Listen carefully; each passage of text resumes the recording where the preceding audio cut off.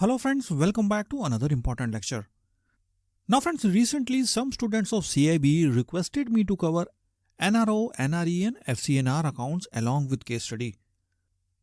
And I have also observed that from last few CAIIB exams, questions are regularly asked from this concept. And so here I am presenting you this important concept along with case study.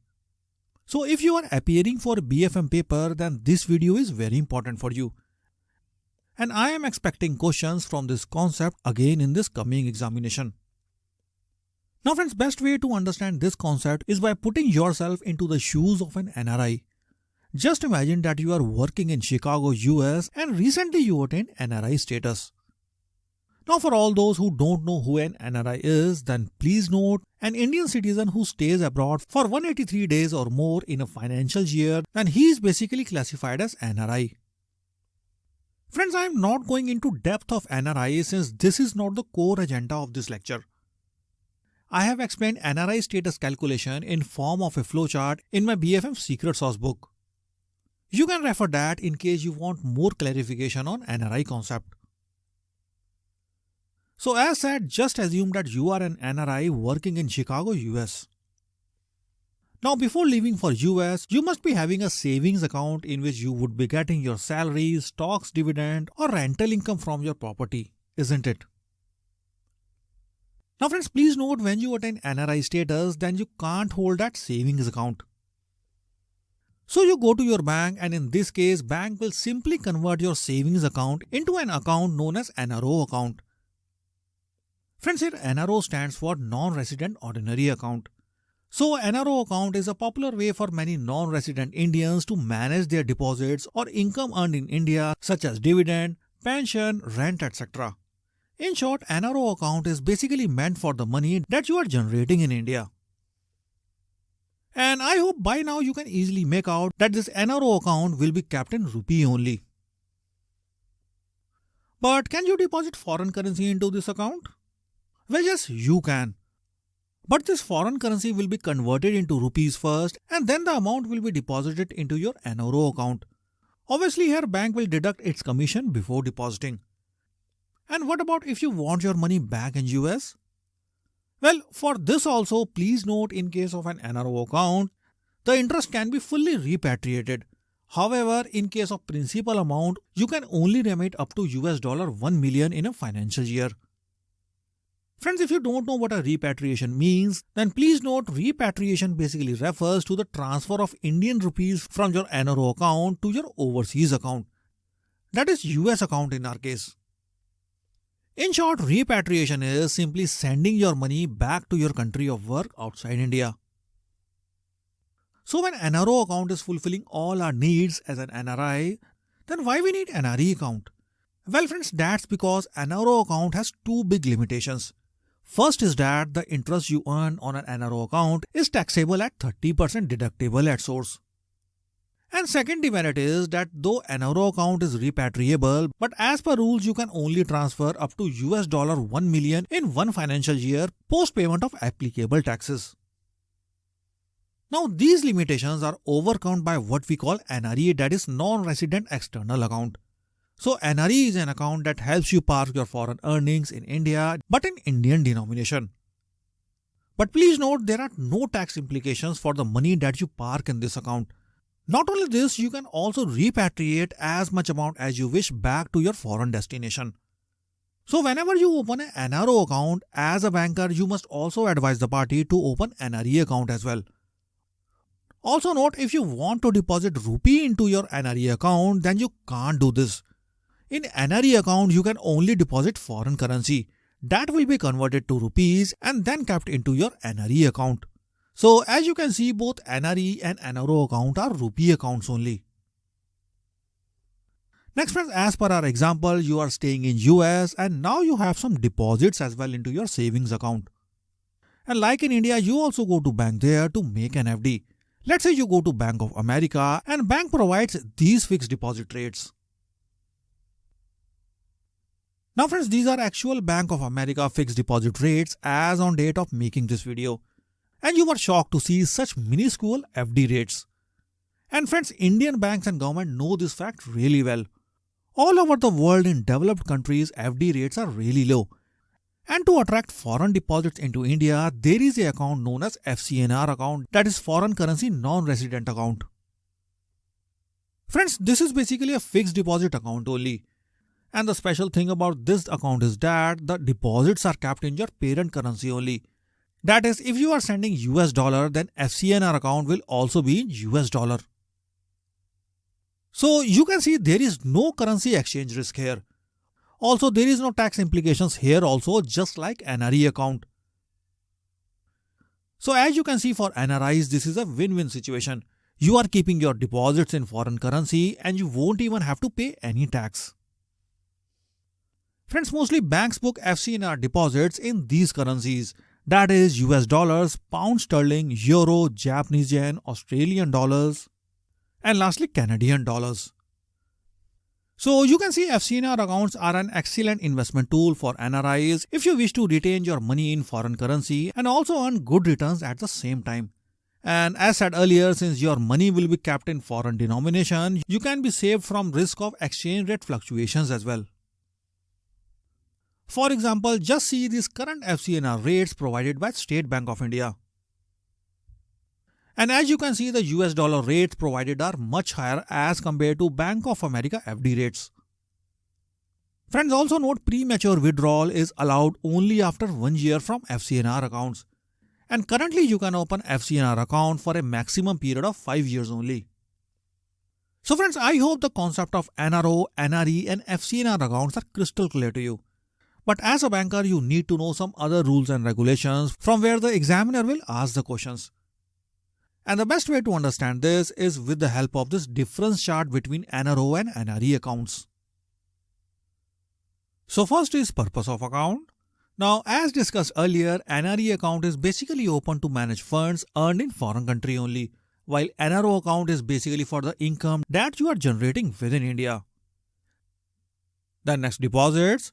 Now in NRE account, as you know, only foreign currency can be deposited, while in NRO account, both foreign and Indian currency can be deposited. Then with respect to withdrawals, friends, since both the accounts are maintained in rupee, so withdrawals are allowed only in rupee from both the accounts. Then next, with respect to taxability, friends, NRE account is fully exempted from the tax, while in NRO account, there is currently 30% tax implication. Next, with respect to repatriability, friends, NRE account are fully repatriable, while in NRO account, there is a cap of 1 million US dollars. Then next, with respect to holding structure, friends, please note NRE account can be held jointly by 2 NRIs only, while NRO account can be held jointly by 2 NRIs or even an NRI and Indian resident as well. But please note the operation allowed in this second case is only former and survivor as per current rules. Then next, with respect to exchange rate risk. Now an NRE account is affected by exchange rate risks such as fluctuations and conversion of currencies, while an NRO account is not prone to daily exchange rate fluctuations. Or more precisely, we can say, since foreign income can also be transferred to NRO account, hence it's not always free from risk of exchange rates. But due to taxation issues, NRIs generally don't transfer their currency to NRO account. So indirectly, we can say that NRO account is pretty safe from foreign exchange fluctuations. Lastly, you cannot transfer funds from NRO to NRE. Now, can you tell why? Well, please note rupee deposit is not allowed in NRE account. And so you can't transfer your funds from NRO to NRE account. But reverse is possible here. That is, you can easily transfer your funds from NRE to NRO account. But normally people don't do this because of taxability issues. So friends, this is all the theory that you need to understand in NRE, NRO and FCNR accounts. Next, we will do a simple case study that will make the concepts crystal clear, and you will also understand what type of questions can be asked in your examinations. And the case study goes like this. Mr. Anurag moved to Canada 2 years ago on an on-site project for his company. In last 2 years, he stayed in India for 56 days. Now answer next 5 questions based on data given. And the first question is, the status of Anurag as on today is, and these options are given to you. That is, first option is resident Indian, then second option is NRI, then third option is PIO, and last option D is OCI. Now friends, as per current norms, the NRI status in India is attained by a person who are Indian citizens but stay in India for less than 182 days in preceding financial year, or people who live outside India for employment, business or any other purposes for uncertain period. So as you can see, Mr. Anurag stayed in India for less than 182 days, so he can be classified as NRI. So the correct option for the given question is option B. The next question is, Anurag wants to open NRO account with his mother staying in India. In which mode of operation can he open the account? And these options are given to you.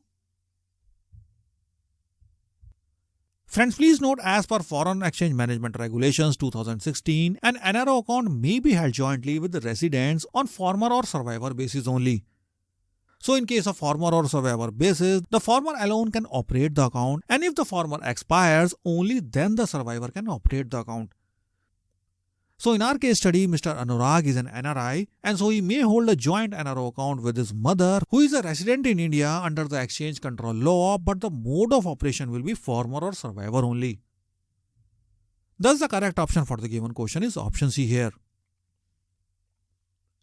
The next question is, Mr. Anurag's LIC endowment policy is about to mature next month. In which account he can deposit the proceeds? And these options are given to you. Now friends, as we have learned earlier that income and proceeds generated from India are to be deposited only in NRO account.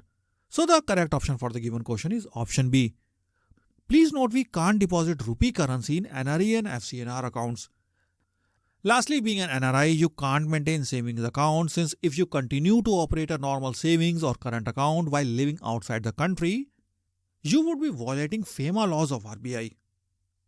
Then next question is, if Mr. Anurag marries Ms. Jenny, who is citizen of US and thereby gets US citizenship as per American laws, can he open FCNR account back in India? And these options are given to you. That is, first option is yes, he is still NRI and can open FCNR account. Then next option is no, he is now a US citizen. Then third option C is yes, he is a PIO, that is person of Indian origin, and can open FCNR account. And last option D is no, he can only operate NRE account now. Now friends, please note, the status of Mr. Anurag now changes to person of Indian origin on acquiring American citizenship, since he was an Indian citizen earlier. And as you can see from this chart, that PIO is permitted to open FCNR accounts. Thus the correct option for the given question is option C. Now friends, finally we have reached the last question of our case study, and the question is, Anurag wants to buy a house in US worth 2.5 million US dollars. And currently he has rupees 9 crores in his NRO account, and this is excluding interest amount, and rupees 1 crore in his NRE account. How much amount he can repatriate back to US? And you have to assume $1 equals rupees 80 here. And these options are given to you. Friends, as you are already aware that there is no limit on amount to repatriate in case of NRE account. And in case of NRO account, limit is capped to $1 million per financial year. So he can fully repatriate 1 crore from his NRE account back to US. But in case of NRO account, he has a total of 9 crores, which in dollars arrive at rupees 9 crore divided by 80, which arrives at $1,125,000. But he can't repatriate this whole amount. He can only repatriate $1 million, that is rupees 8 crores only. So the amount that he can repatriate back is 9 crores, that is 8 crores from NRO account and 1 crore from his NRE account. Thus the correct option for the given question is option B. Friends, with this I hope the case study is clear to you and you also understood the important concept of NRE, NRO and FCNR accounts. Lastly, don't miss to enroll in my ABM and BFM case study courses and also get your hard copy materials from the links given in description to this video. So thank you, and I will meet you again in another video.